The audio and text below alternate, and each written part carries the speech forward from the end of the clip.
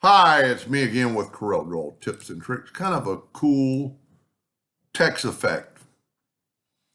And I'm sure if you practice, you could do a little bit better than I did. I love text to path. So what I'm going to do is I'm going to make a duplicate of this guy. You know what? There we go. And I'm going to move this out of the way. There's a couple of key things. If you'll take this and then shift select your path and go up to text and fit text to path, it does that right there.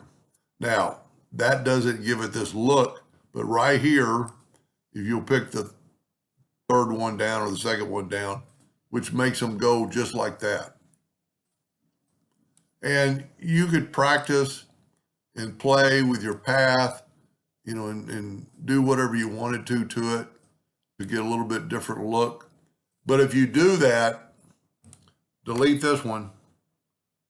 Don't have to hit your calculator. And then I made a mistake. Let's do this. I want 2 copies of this because I want to do it twice.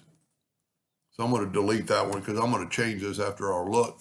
So I'm going to shift select our path, go up to text, fit text to path, and then go right here and pick this one that the letters are going vertical. And that looks pretty good. Now I am going to change it just a little bit, but you can take your shape tool and always change your path to give it a little bit more of a curve. And I'm going to call that good. You're not supposed to really be able to read it anyway, in a way, or I wouldn't think. I'm going to go to Object. I'll tell you what, you got to select it all. Go up to Object, break text apart, and then I'm going to put my nudge factor on like 20. And I'm going to nudge this out of the way. Now, I'm going to take this text and I'm going to mirror it upside down. And I'm going to go shift select the path.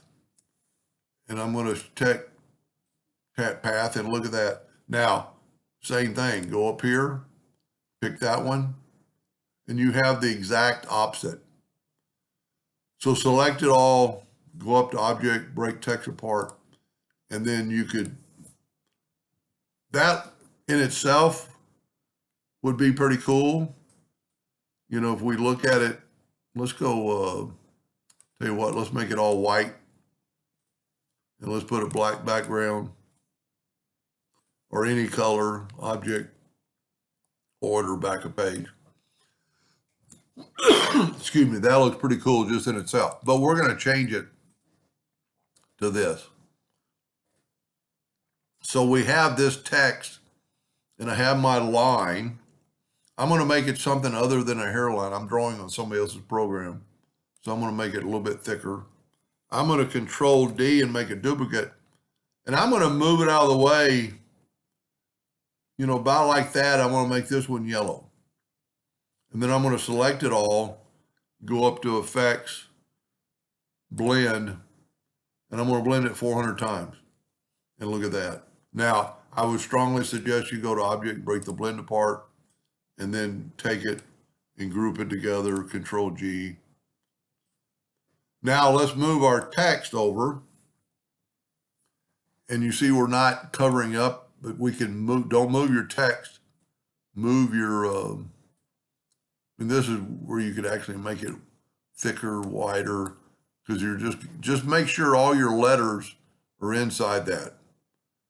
Then select it all and go to intersect. Well, I should have made them an outline, but I think it'll work anyway. Normally I make the letters an outline.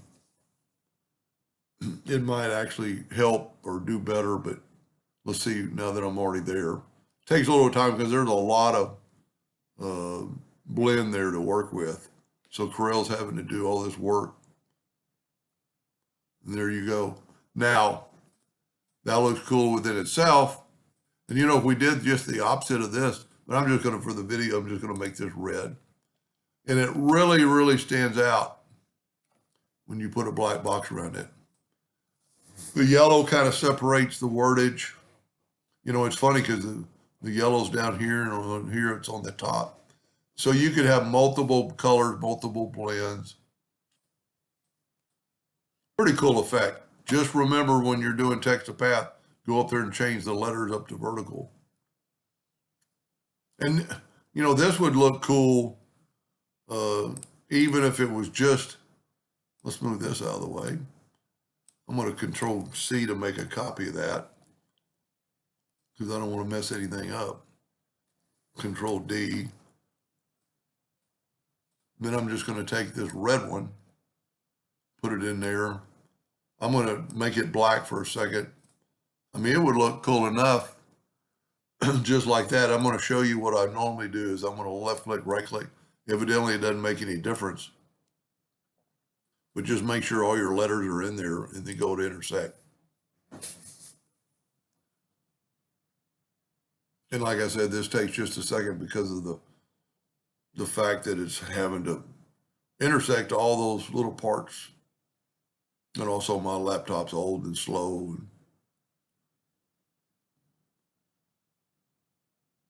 So it's taking longer than I want. So maybe the feel was good. But if you look at that with a black box, that alone is good enough. That's pretty cool, but the double effect. Anyway, I hope that gave you an idea or two, and thank you for watching.